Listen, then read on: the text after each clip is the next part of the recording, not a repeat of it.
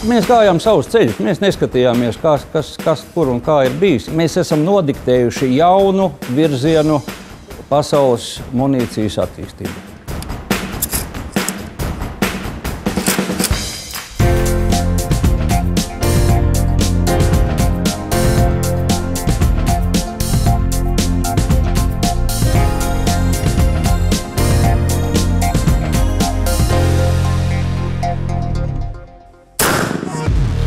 Mēs ražojam munīciju, kura līdz šim nebija. Proti, pirms mēs sākām strādāt, pasaules tirgū kā tāda nebija.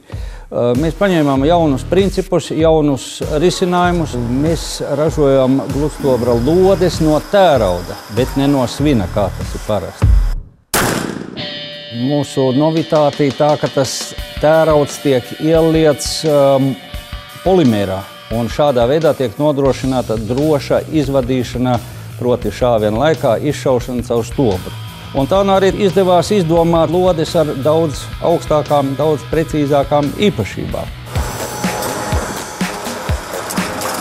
Aivara Dundura izveidotais uzņēmums D-Duplex jau 14 gadus Latvijas vārdu godam nes mednieku, sportistu un militārās jomas entuziastu un profesionāļu vidū, piedāvājot pasaulē līdz šim neredzētu munīciju.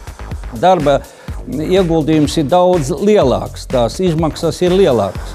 Taču uz tērauda mēs iegūstam tās īpašības, kuras mēs nevaram iegūt uz svinu. Un tātad tas bija, acīm redzot, tas moments, kurš ļāva cerēt uz panākumiem, ka būs panākumi.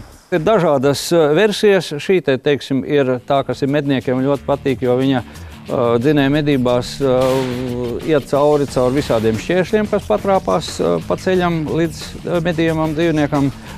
Tad ir pasaules visefektīgākā lode, kuras enerģijas atdeve ir 93% pirmajā viņa mirklī. Tātad viņa atverās un izveidojot šādu te puķīti, praktiski četkāršojas savā laukumā. Tātad četkārt efektīgāk nekā jebkura cita gludstobra lode.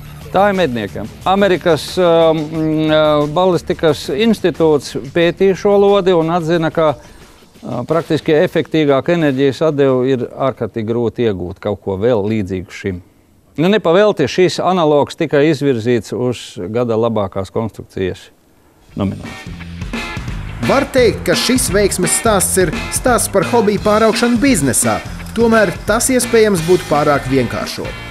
Te savu lomu spēlēja arī vēlme attīstīt iegūtās zināšanas, vēlme pilnveidoties, bet pamatos atrašanās pareizajā laikā, pareizajā vietā. 83. gadā Rīgā Mežsaimniecības ministrijas sistēmā strādāja ieročmeistars, kas apkalpoja valsts medību saimniecību, un vīrs gados vēlējās nodot savas zināšanas kādam. Un uz to laiku es biju sportists Latvijas izlasē, jau ilgi un dikti šāvis, un arī tāpat tās kaut ko bija ķimerējies ar ieročiem, tāda tehniska, proti sev pielāgojas savu sporta ieročus, un tad līdz ar to bija tāda interese. Un tad es arī aizgāju mācīties pie šī te meistara. Un šajā darbnīcā izdevās nostrādāt pār pa 10 gadiem. Tie bija ārkārtīgi vērtīgi gadi, jo, teiksim, šodien es aizbraucot, apskatoties uz slavenajām ieroču rūpnīcām, es redzu, ka es pats to esmu visu darījis ar savām rokām, ka es varu to izdarīt, ka tas nav nekas. Tas tāds paradoks pašam priekš sevis. Es nezināju tās mākas vērtību izrādās, jo viņš bija cunftes laika meistars un viņš bija mācījies attiecīgi visus tos pašus gājienus, ko šodien ekskluzīvās rūpnīcas taisa. Gandrīz 2 desmitgades pilnveidojis savu revolucionāro ideju par svina aizvietošanu ar tērauda gludstobra munīcijā, Aivars 2001. Gadā tomēr nobrieda šo savu lolojumu mēģināt pārvērst biznesā. Viņš vēl tagad labi atceras reakciju, kādu izsauca pat izveidotā uzņēmuma D-Duplex pirmā parādīšanās uz starptautiskās skatuves. Pirmajā izstādē Nirbergā 2002. gadā atnāca cilvēki un teica, kam tas ir vajadzīgs, kāpēc jūs taisat tādas lodes, vai ne? Absurda ideja, kā jūs tēraudu šausit pa stobru cauri, un tie stobri tak var saplīst. Un jāsaka tā, ka laika gaitā mēs esam tiražējuši šīs te lodes jau daudzu miljonu skaitā, un praktiski neviena negadījuma nav noticis. Bija šis te jautājums, kam tas ir vajadzīgs, bet tai pašā laikā arī uzreiz tika paziņots, izstādes vadība paziņoja organizatoriem un tādiem lietpratējiem par šo inovatīvo ideju. Un praktiski mūsu stendu jau pirmajā gadā gāza riņķī. Atzīšana bija momentā. Un praktiski šodien notiek jau mūsu ideju kopēšana. Viena daļa ir, ka tiek radīta līdzīgas konstrukcijas, bet ir arī viena daļa, ka, teiksim, tā kā turki ir nozaguši un arī kopē patiešo mūsu izstrādājumus. Mēs ar viņiem tur tiesājamies, bet, visādā gadījumā mēs esam nodiktējuši jaunu virzienu pasaules munīcijas attīstību. Sākuši ar munīciju Aivaram tik mīļajiem medību ieročiem, jau D-Duplex uz savu inovatīvo ideju bāzes apkalpo krietni plašāku klientu loku. Starp tiem ir gan sportisti, gan tiesību sargājošās instances un militāristi. Parasti tiek uzskatīts, kas ir gludstobri. Tā ir parasta medību bikse. Kas viņu lieto? Kas to lodu tur lieto?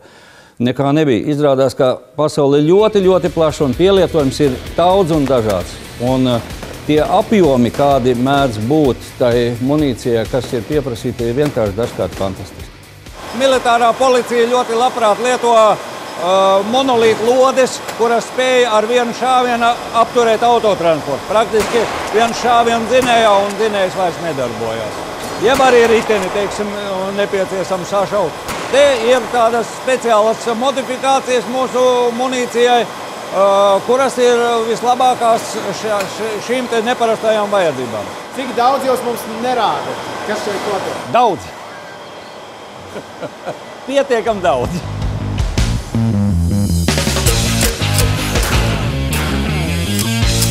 Un šis ir tas neparastais, ko uztaisījām, un paši nezinājām, ko mēs īsti uztaisījām.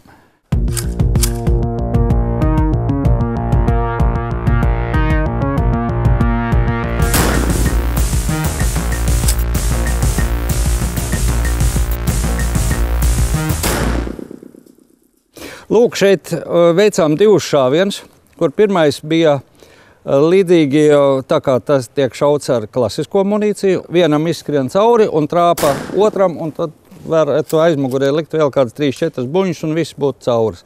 Mūsu neparastās īpašības mūsu lodei ir konkrēti šim te kaviāram tās, kad viņas burtiski eksplodē pirmajā ķermenī.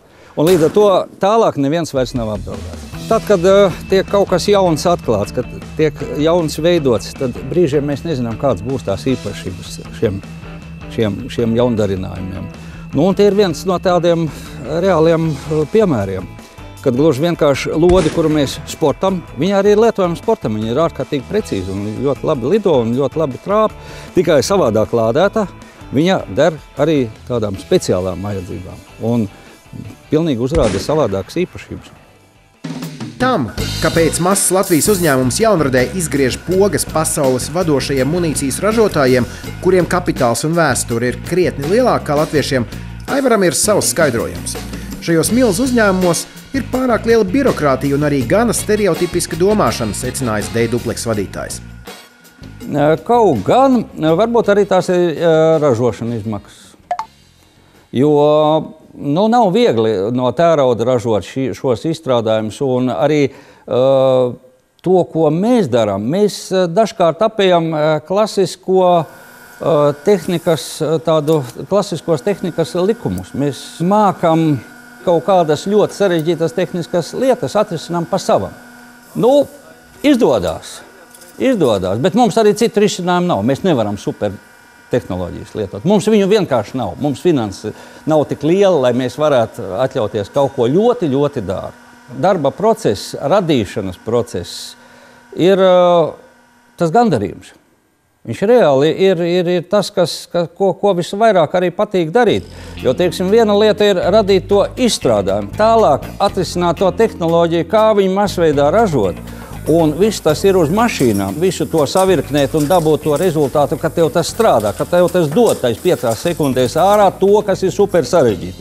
Jo tur ir dzesēšana, tur ir uzkarsēšana, tur ir plastmasa rukumi, tur ir absolūti sarežģītas lietas. Un visu šito savirknēt, dabūt vēl laika vienībā kaut kādās 5 sekundēs, lai tas neapstājās, lai tas iet vēl procesā, tā ir vesela Ķīnas ābece. Un tieši pievarēt šādu sarežģītu tehnisku risinājumu, varbūt tas ir tas īstais gandarījums.